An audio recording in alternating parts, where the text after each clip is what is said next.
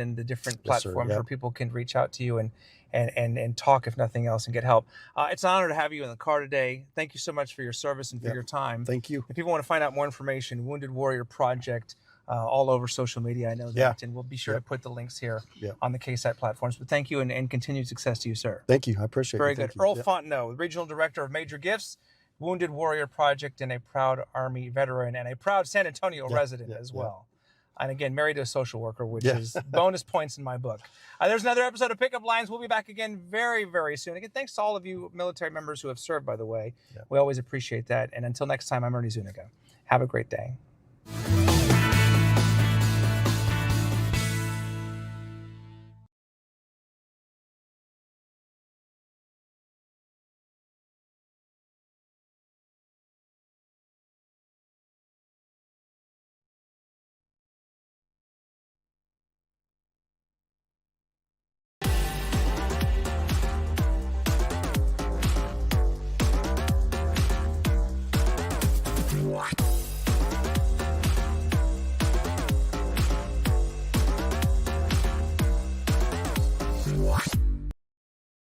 Live from KSAT 12, the 6 o'clock news starts right now. School districts across Texas trying to figure out how to implement changes after a new state law took effect this week. That law promises more parental rights and also changes the way that teachers and school staffers interact with LGBTQ plus students. Coming up, you'll see how the law is playing out in one San Antonio school district.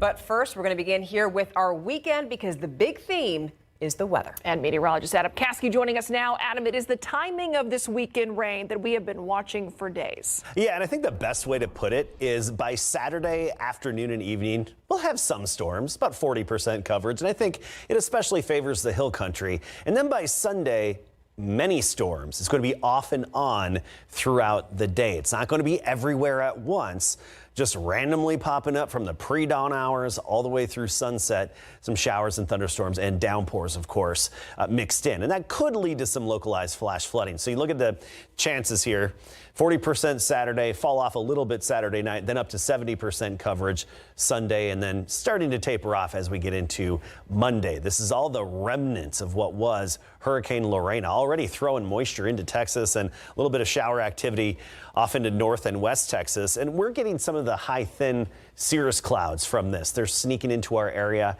And where you get those this evening, you're going to have a nice sunset, just like we had yesterday evening. The clouds will thicken tomorrow, and we'll talk more about the primary headlines with this rain, how much rain we could get, and its impacts in just a bit.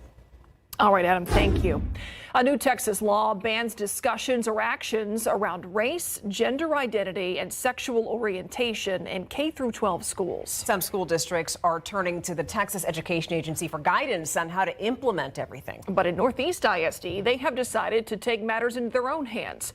Erica Hernandez explains. Following motion in writing. Over 800 bills passed this past regular session. In the special sessions, it's been a lot for all of us. Dr. Sean Micah from NEISD says the district, along with its legal team, have been working hard to make sure they were in compliance with every new state law by September 1st. Rather than wait for TEA's guidance to come out, because quite frankly, they're overwhelmed with all the changes as well, we went and sought our attorney's advice about how to interpret it and then how to deploy it into our schools. One of those bills that required some big changes is Senate Bill 12, also known as the Parental Rights Law. It requires schools get annual written permission from parents before students join any club or receive routine health services like eye and hearing exams. It also bans diversity, equity, and inclusion programs along with LGBTQ plus support. NEISD put out these flyers to employees with specific language staff could use. It says, quote, "Thank you for beginning to share that with me. This is an important topic for you and your family. By law, I am not allowed to discuss this topic with students and am required to notify your parent guardian." How do you gain that student's trust if, they don't want those conversations that they're having at school being told to their parents? Yeah, I think ultimately you have to listen to how the bill played out in the ledge to understand where they were coming from. The legislator's standpoint was that is the child's parent and they have a right to know. Is there at any point, like say if a child spoke to a counselor, is there a confidentiality still there between that counselor, or that goes away too? No, ma'am. So if a child brings up something to do with sexual transitioning or anything, we must contact the parent and let them know that happened. Critics of the law, like ACLU Texas and students engaged in Advancing Texas, say it's unconstitutional. What I've heard from the campuses is some of them are upset by it. And they have asked or requested certain things, and what we've always done is go back to that bill language and read to them what the legislature passed, and making them aware that this isn't something that Northeast changed on their own, but rather that a law passed. The ACLU and a group of LGBTQ+ and student rights organizations have filed a lawsuit to block this new school state law. In the meantime, any ISD and other districts still have to comply. Erica Hernandez, KSAT 12 News.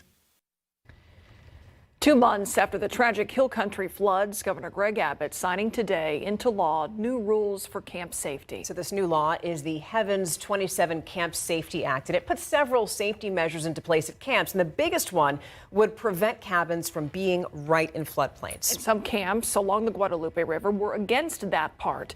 Vista Camps released a statement to alumni and parents saying in part, quote, "Unfortunately, we will no longer be able to use 3 of our cabins, although these cabins were not damaged in the recent flooding and did not pose risks to campers. Updated guidelines require their retirement. This change results in the loss of 144 camper spots for the summer. This additional financial burden comes on top of the significant challenges we are already facing as part of our recovery," end quote. And other camps also feel similarly, and we wanted to know how locals feel about this new law. Our Courtney Friedman spent the day checking this out. She went to the Hill Country and spoke with survivors, leaders, and business owners, and they all agree that saving lives is the #1 priority. They also admit that there would be issues if some camps had to close. How important are the camps to the economy here? I would say vital. A lot of the local stores and eateries, you know, they have a big summer because of the camps. They rent from me. The people we talked to agree with the safety updates in the new laws, but they also hope if the camps do begin to suffer, that communities and donors would come in with some financial help. Tonight, we're asking a question, and that is, how did abandoned puppies wind up right in the middle of a City Hall power struggle? Yeah, it sounds bizarre, right? Yeah. Well, today, 3 San Antonio City Council members pushed to force a vote on new fines for people who dump pets or other animals. Now, this comes after Mayor Gina Ortiz-Jones pulled that issue off of yesterday's agenda. Our Garrett Berger shows us how a fight over who calls the shots at City Hall is now back on. This would have been an easy, unanimous vote. A proposal against abandoning animals yanked off the San Antonio City Council's agenda this week at the mayor's request. This is obstruction of our legislative process. Now, 3 council members from across the City Council's political spectrum are forcing it to come up for a vote, using what's known as a 3-signature memo. This is something that San Antonio residents expect that their leaders take action on. The proposal in question would fine people between $500 and $2,000 for abandoning any animal in San Antonio. But it stems from a council consideration request, or CCR, that Alderete Gavito filed last year. And Mayor Gina Ortiz-Jones wants anything from before she and the new council got sworn in to be resubmitted, saying in part in a statement, quote, "Following the CCR process, all items must be reviewed by the new governance committee, and this ordinance did not go through the new committee." The council members say that's not the process. There are no expired CCRs. Just because a new mayor comes into office doesn't mean all the work that's been done over the past 6 months to a year should just disappear. The council had fought about this and other changes the mayor tried to make to the CCR process 3 weeks ago, with these same 3 council members forcing the issue. Afterwards, Jones seemed to back down, saying, quote, "We will revert to the process outlined in the CCR ordinance." Through conversations with chiefs of staffs, right, there was the understanding in which our CCRs would continue to move through that process. Did you think that fight was over?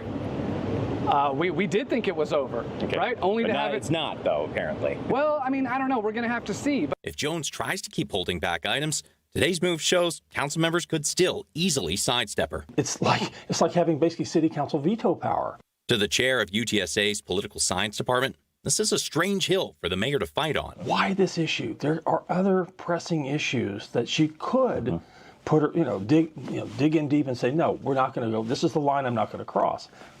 Animals? Not so much. The item has already been added to the council's September 11th agenda. Garrett Berger, KSAT 12 News. Hey, now we're going to give you a live look outside at our roads. Very happy to tell you there's been at least a slight improvement here at this section here. This is I-10 at Callahan East, where you could see traffic flowing smoothly in both directions. But the main area of concern here was that 410 ramp, which is where you see all those cars kind of backed up there. That was shut off at 5 o'clock, but now that's been reopened. So that is an improvement here at 6:08 on this Friday. A local high school mourning the loss of one of its beloved teachers. And today, Northeast ISD is sharing a photo with us. This is 65-year-old Timothy Kitterman. This photo taken back in 2019 after he won Teacher of the Year. The MacArthur High School teacher suffered a medical episode on campus yesterday during school hours and later died. Kitterman spent over 10 years teaching American Sign Language at Mac and also served as an adjunct professor at Our Lady of the Lake University. And staying on Our Lady of the Lake University, budget cuts there have ended 16 degree programs at the university, and this is something that is affecting nearly 200 students and also 19 professors who have been let go. So one of those cuts was PhD Leadership Studies. It's a unique program that students say doesn't transfer to most other universities. Sarah Acosta spoke to one student who says that several classmates are having to pivot or start from scratch, losing time and thousands of dollars. How much money did you put into this?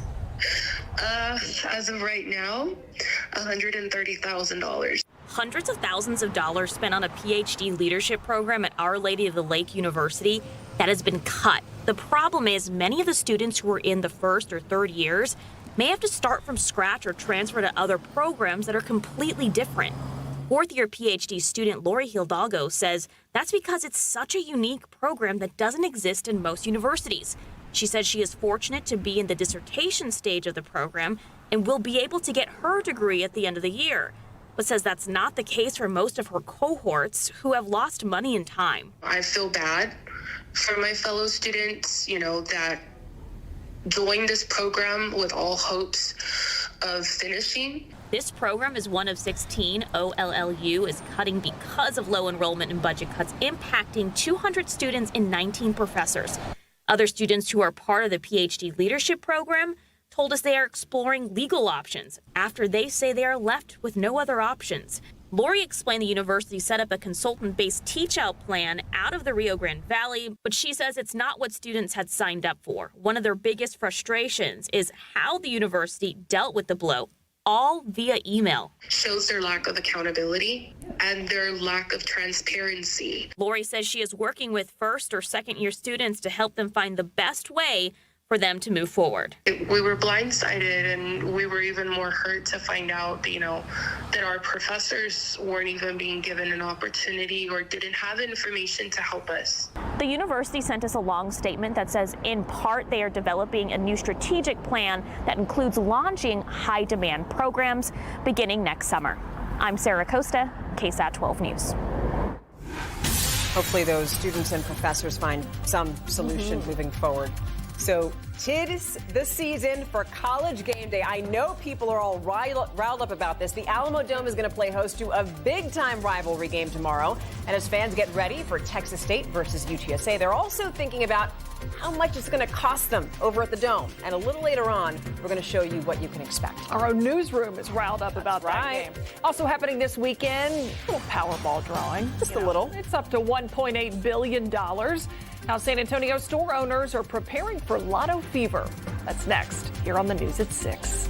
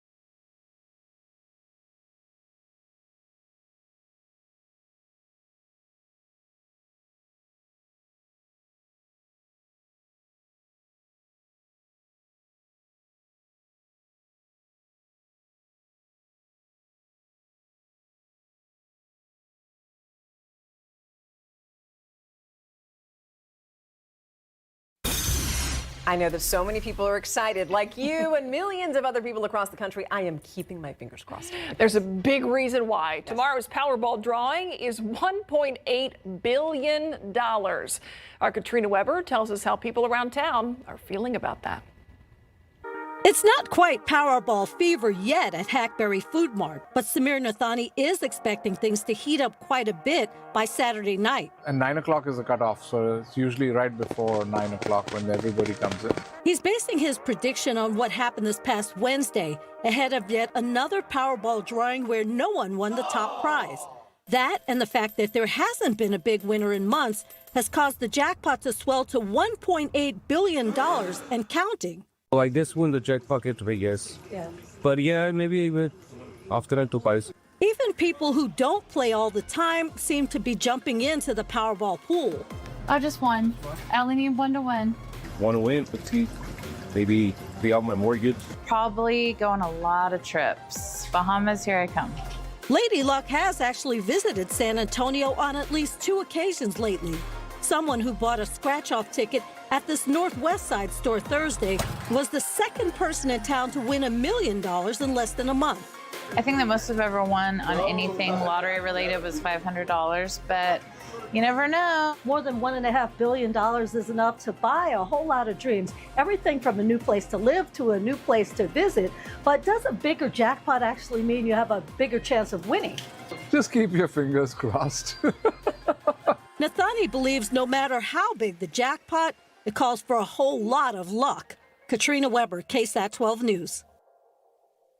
Yeah, it does. Yeah, it does. Well, some people would feel pretty lucky this weekend if they got any of this rain that we keep talking about. Yeah, and we coincidentally call it the rain lottery. Oh, yeah, there you go. Right? We didn't plan that, but we do. We call it the rain lottery because it's really luck of the draw for exact location and amounts. You know, some neighborhoods will just maybe get a little bit. Some could be completely dry, while others get several inches. That's the lottery of the rain around here. And it's no different than most rainfall scenarios that we have. So Saturday, some showers. Afternoon and evening, 40%. Sunday, off and on. It's going to be many showers and storms, 70%. But I'm not expecting that 70%, all day long. This is just going to be intermittently. We'll have, it's like I'm doing the robot, doing the dance. What I'm trying to say is showers and storms popping up, here and there, off and on throughout the day in random spots. And by the end of the day, could hit about 70% of South Central Texas. So that's what we mean by that. As for the amounts, we could have a random 5-inch bullseye or more, especially where a few downpours would hit the same place. Impact, mainly travel. The chance for flash flooding is our primary risk here, so the low water crossings and the typical routine for Flash Flood Alley, which is where we live with all the rock, the limestone that we're built on, and the hills as well. Everything runs right off. Here are the remnants of what was Hurricane Lorena just a few days ago, and notice this has the leftover energy has already brought some rain to parts of Texas, but closer to Interstate 20, get to Abilene, east of Lubbock toward Wichita Falls. That's the alleyway so far for the rain-making energy, but we're expecting some of it to turn southward into this weekend. We even have weak frontal boundary that's going to help us out tomorrow. So tomorrow afternoon, I think starting across the hill country especially, some widely separated showers and storms, embedded downpours, of course, as well. And it's where where the heaviest downpours set up that really will dictate, how much rain we get and where. I think most of the action will kind of fizzle out by Saturday night. There could be some showers closer to the Rio Grande because that's where the energy is going to be coming from, and that's where it's going to be closer to. Then we get into Sunday, and it's just off and on, popping up here and there. Those little showers popping up here and there. And don't pay close attention to the exact location. For example, oh, hey, it's going to hit northeast side of town and Shirts at 9:03 a.m. No, it could be anywhere on the map, okay? This Futurecast is best for basically aerial coverage and timing, not location. I wish our science was better and we were there, but we just aren't. So anyway, it could be anywhere on the map just popping up. We could use the rain, though, not just here, West Texas and our neck of the woods. We need the rain. We still need more showers and storms. We just, of course, have to watch out for that off chance of some localized flash flooding. Temperatures taking a little dip with the rain chances. 90 tomorrow, 87 on Sunday, then mid-90s into next week. It's a weatherversary. Today, back in the year 2000, we hit 111 degrees, the hottest temperature on record in San Antonio, the hottest official temperature on record. 97 right now, dew point of 58, so not too humid. That's nice. 104 though, Carrizo Springs, Crystal City area, even Laredo. 92, Kerrville, 93 in Rock Springs. And of course, as we go through the evening, temperatures falling through the 90s, then 80s, the typical routine. And then tomorrow we'll see some of the scattered showers and storms. I think 40% coverage in the afternoon and evening. High temperatures making it up to around 90 locally. We could break into the 90s, especially where we get a little extra sunshine. It's going to be a bit of a mixture out there. And then notice next week, by Monday, 91 the high, but some showers and storms lingering potentially in the morning. Then we really dry out for a good chunk of next week with a lot of sunshine. Hey, coming up at 6:45, a tropical update. You know, we had Lorena in the Pacific, but we're looking for potential development in the Atlantic, and we'll get to that in a bit. Okay, more to watch. Thanks, Adam. Good stuff. Something else that we're watching, it's big game coverage, week 2, and you're hitting the road again. Yes, we're hitting the road, and it starts in Castroville. So we'll preview our road trip week 2. Also, we're checking in with Adam Barraza, photographer. He has us appreciating the little things. And the Cowboys dropped their opener in Philly. More on that game, as well as UTSA, Texas State tomorrow after the break.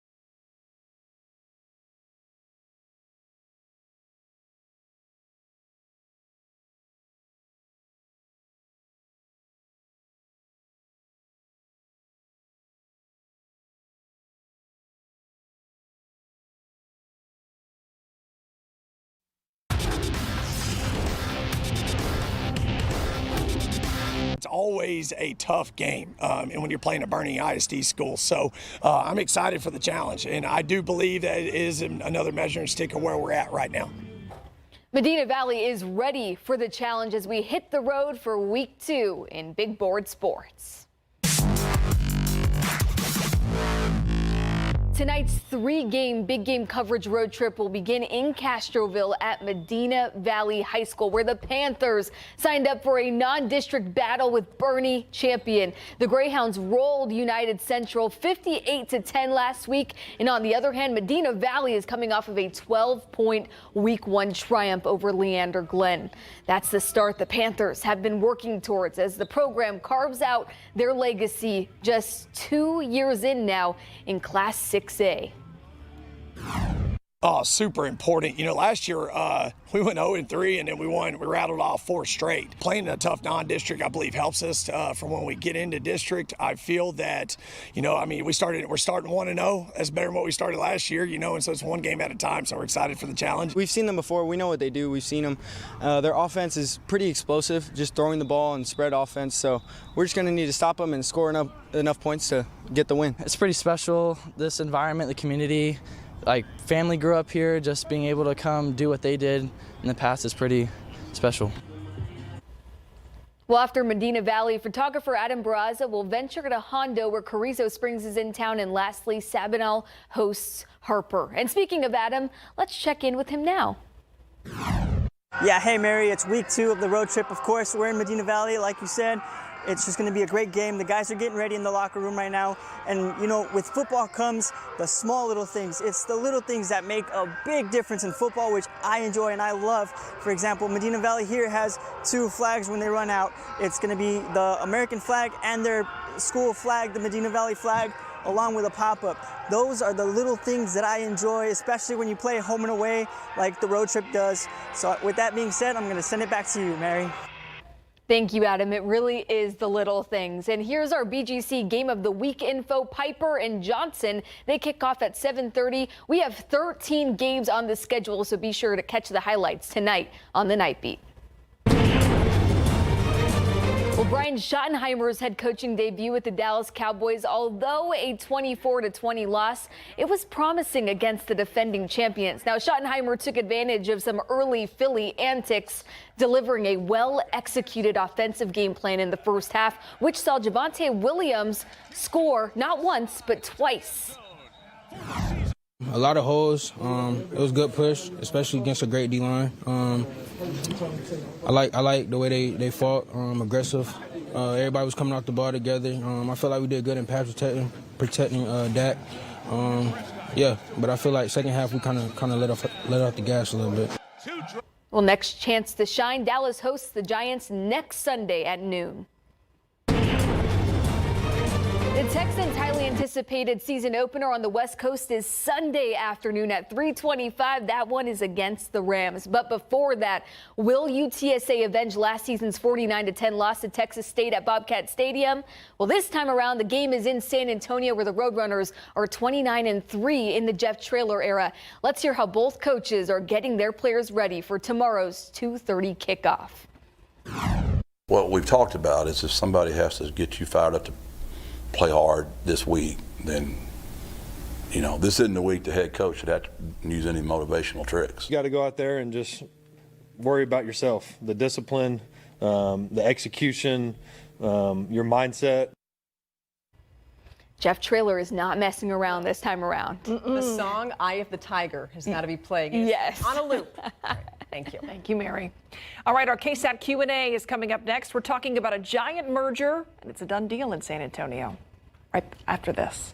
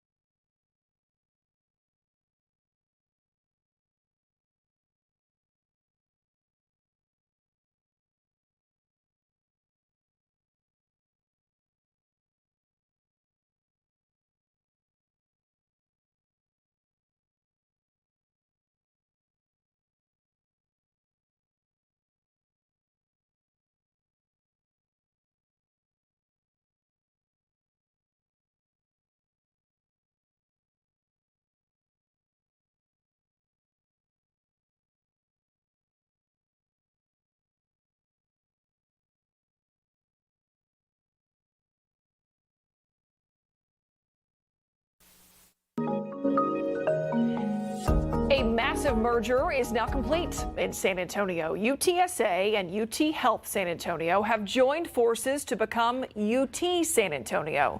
Lots of U's, lots of T's. So what does this merger mean? Well, here to explain all of this is Jennifer Potter. She is Senior Executive Vice President of Research and Innovation for UT San Antonio. So let's start here with the most basic of questions. So UTSA is known, that's a university, and then you have UT Health San Antonio, obviously known for healthcare and research. So now you have this merger. What does this mean for both of these entities, both of these organizations? Thank you so much. We're so delighted to be here. It's been a long year, a lot of work by staff and faculty and leadership to make this happen. We think it's the collision of two extraordinary top-tier universities, and now that we're together, we're able to even move faster to make this university great and proud and wonderful for San Antonio. So for UTSA students, staff, faculty, does this mean anything in terms of a change for them?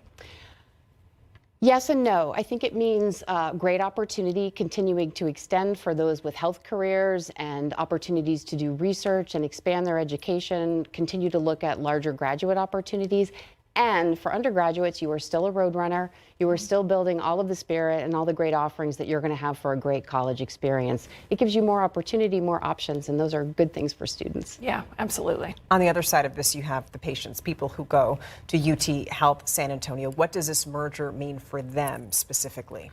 It's such a good question. It was very important in thinking this through that we continued to offer the great care that we offer at UT Health San Antonio.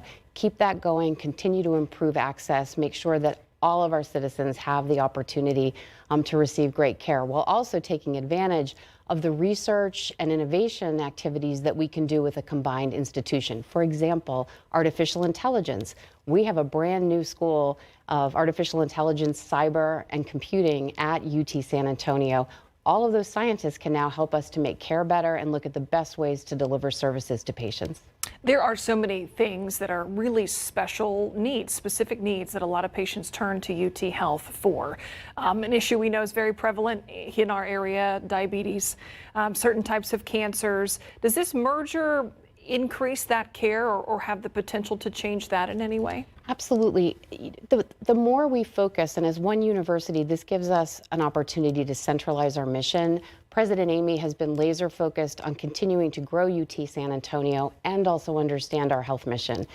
When we have these opportunities to bring all of these individuals together, we can focus on, you're absolutely right, cancer, a very significant issue in our community, diabetes, metabolic disorders, and I will add dementia research as well, which is disproportionately impacting our region. We want Alzheimer's research. We are prepared to deliver the next cures and innovative treatments for those, and we're ready to do that as a combined university. When the merger was announced, there was sort of the talk about what this would mean for the overall economy here. So if I'm not a patient at UT Health San Antonio, if I'm not a student at UTSA, what does this mean for everyone else as far as the economy? A lot. So in numbers, we can think about a way to expand the already $440 billion economy around health and that. But when you think about what we can do as a combined university, it allows us to extend our growth and depth and bring more dollars, more jobs into the community. Great cities deserve great universities. We already had two great universities. Combining us means we have the ability to multiply what we do and bring such greatness to the community. We could not be prouder to be the university for San Antonio, UT San Antonio. And I bet there's a PR aspect of this as well, you know, knowing that this is one giant umbrella for these organizations that already had names for themselves. That's got to attract a little bit more attention. Yes, and it also allows us to hone the mission a little bit and communicate together. If folks are driving around San Antonio on any of the highways this weekend, you're going to see new signs, new branding with our new shield and logo. We're still going to have Rowdy, and I'm new, I'm from the health side, excuse me. I'm going to get in trouble on Monday. But we have that, but we also have a new term that we're talking about, and it's your ambition has a place, and it's here. And I am so proud. This is I've been at Harvard and I've been at Emory University, two nationally known organizations. I have never been prouder of this city and the chance to work at UT San Antonio. It's a defining moment for the city, a defining moment for our staff and faculty and what we can do. And I hope that it's a defining impact on what we can bring to the city for all of the issues that we face and how we can improve them right here. Local solutions to local challenges. Absolutely. Jennifer Potter, thank you so much for joining here on the set. We appreciate you and we hope to see you again. Thank you so much. Thank you. There you go. Got rowdy in there. We'll be right back.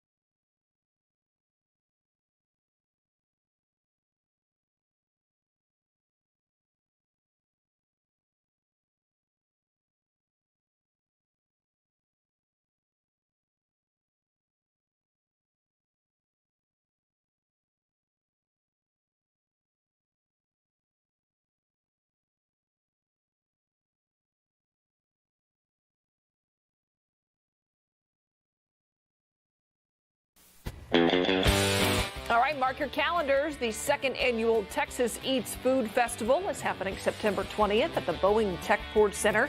You'll be able to try food from 20 top restaurants from across Texas, made by Michelin and James Beard award-winning chefs. I know you're hungry, but first you need to get tickets. So scan that QR code in order to get started with that. A portion of the proceeds will benefit the Community Foundation of the Texas Hill Country. All right, coming up tomorrow, it is a game that so many people have been looking forward to. We're talking about the UTSA Roadrunners. They're going to be taking on the Texas State Bobcats. The Alamo Dome is going to be packed with fans from both schools. RJ Marquez breaks down this year's pricing at the Dome and what you need to know before you go. In less than 24 hours, these parking lots at the Alamo Dome will be packed with rowdy fans and also tailgaters as we get set for the UTSA Texas State football game. The I-35 rivalry renewed right here at the Dome, and we are expecting more than 40,000 fans that have already bought tickets. But while UTSA wants to break some fan attendance records, one thing that they don't want to do is break your bank account. Well, we did some research to check out the least expensive ticket for Saturday's game. That will be $22 in the 300 section. But if you want to pay more to get to the hundreds, that'll be anywhere from $85 to $113. So what's the price of some concessions this year at UTSA games? We're looking at about $6.50 for a hot dog, $6.50 for a soft drink, and about $8 for nachos. So altogether, if you wanted to get yourself a little bit of food and the least expensive ticket, that'll be about $45 total. not too bad. Well, what will it take for you to get to the Dome? Via Park and Ride is available for anyone that wants to come, whether it's students or any other UTSA fans. That is $260 for a round trip with 2 different locations available. That would be the Crossroads location and the Brooks location. We spoke to UTSA Athletic Director Lisa Campos about some of the changes that they have done this year to help increase the fan experience. And for our season ticket holders this year, for the first time, we're going to have a dedicated entry for them. For fans who want like a pre-game experience, a sideline experience, we're selling those. And for those, who don't like the traditional tailgating, but want to do something more for the family, listen to live music, play a lot of family games, kid games, the HE Plaza is the place for those fans. Now, parking at the Dome, that is limited to people that have UTSA permits, but if you want to park around here, the Convention Center garage, the South Alamo lot, and the Martinez lot on Cesar Chavez, those are all available. Those are city-owned lots. Now, one other thing to note is that students get in for free at UTSA games, so that's a pretty nice perk.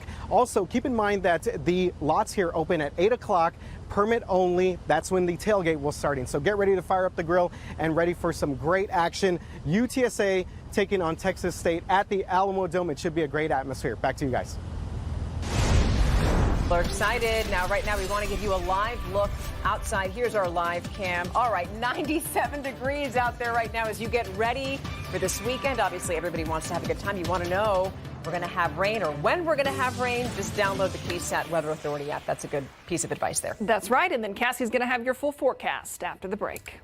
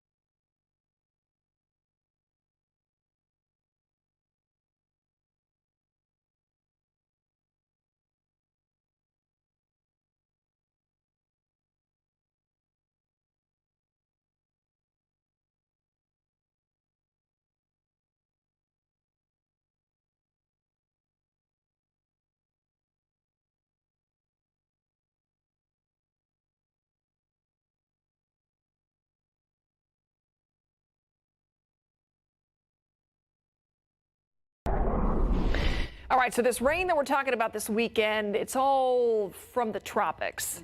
Makes it a little bit of a different situation. Yeah, a little bit of a different situation.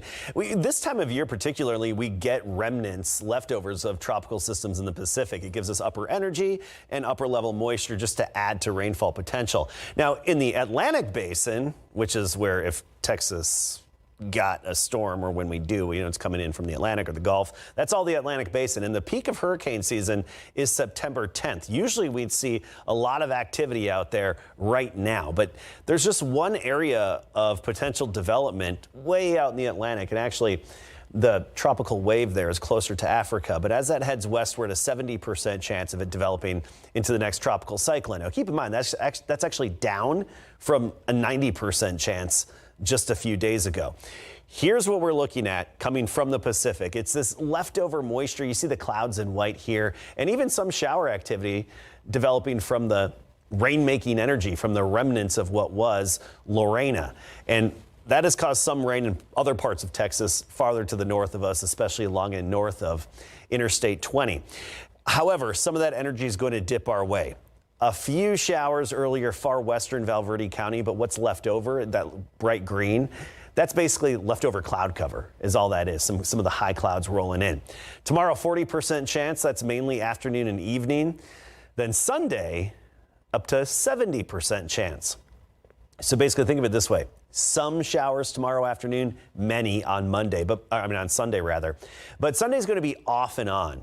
So they're just going to be popping up randomly here and there throughout the day, from before sunrise all the way through sunset. So it's a bit of the rain lottery because of the random nature of it. So cross your fingers, because some neighborhoods may not even get a shower, while others could see that random 5-inch bullseye or more. That's what we deal with here, especially where we get a few downpours in one spot. Primary concern is impact to travel on roadways. You know, the potential for flash flooding, water rising on the roads, and even the low water crossings and drainage ditches and such. That's what we'll be watching closely. Looking at the futurecast, as usual, don't pay close attention to the exact placement of these, just overall coverage and timing. Scattered in nature, widely separated tomorrow afternoon. Anytime after the noon hour, we could see them pop up. Maybe a few showers hanging on here or there Saturday night. But for the most part, the focus is on Sunday. Pre-dawn through the midday, all the way to sunset. Some of these random downpours popping up, and they're not going to be moving extremely fast, which is one reason why they could give us a quick several inches over a short period of time, but they're also not going to be stationary. So that's why it's really just the impacted travel that we're looking at. But we need the rain. We've talked about this. Most of the state in good shape. Here and far west Texas, completely different story. We still have the exceptional drought here. Divine, Lytle, Natalia, and parts of southeastern Medina County, really. San Antonio still in the extreme drought, this red color. We need more rain. Of course, we just don't want the flooding. Now, luckily, the hail threat, extremely low in this situation. I mean, almost nothing. Almost, not quite, but almost. I mean, maybe some pea-sized hail, and that's about it. Temperature-wise, near 90 tomorrow. We'll be in the 80s on Sunday, whereas today we made it to 97. And actually, yesterday, we did hit 100 when the official final climate summary came out as 100 degrees. So that's now 20 triple-digit days so far this year. Luckily, we don't have any others in sight, and we're way behind pace of the past 3 years. 2023, we had nearly 70 by now, and we ended up with 75. Currently at 97. See those high, thin cirrus clouds coming in? Cirrus are near us. Stratus coming at us. Rain is on the way. It's my haiku. You're welcome, kids. You can use it at school when you have to do a haiku. I think the syllables are right. May have to add a word. Anyway, it is pertinent to today. Now, notice we're still 100 degrees closer to the Rio Grande, 102 Eagle Pass, even Cotulla at 100. Feeling that heat out there. Temperatures falling slowly into the 80s this evening, and we start the day tomorrow at 76, 93 in the afternoon. It's really a 40% chance of the showers and storms tomorrow. I know that graphic said 30, but count on 40% chance, and that's mainly afternoon and evening. And then the best coverage, it's going to be random in nature, but coming and going throughout the day on Sunday. We'll be back right after this.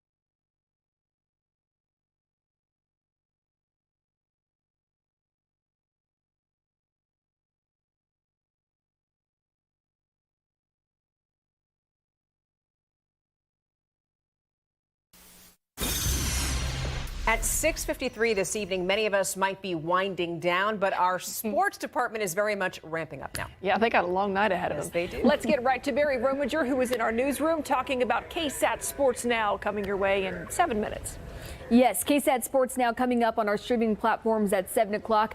Today, the San Antonio Spurs revealing some shocking information about their rookie guard Dylan Harper. Harper underwent surgery on his left thumb. The surgery was successful. We will have more information on this on KSAT Sports Now. Also hear from Dak Prescott and Javonte Williams after the Cowboys' Week 1 loss in Philadelphia.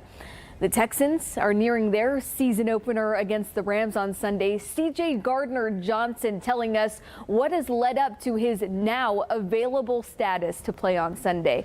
Plus, we have a full big game coverage breakdown, every single area game that's going down this weekend, and what you can expect from our KSAT 12 coverage on air, streaming, and online. Plus, we have more from UTSA's athletic director, Lisa Campos, on what you can expect for the UTSA fan experience this fall ahead of UTSA's rivalry game versus Texas State tomorrow. That's all coming up on KSAT Sports Now at 7 o'clock. We'll be right back after the break.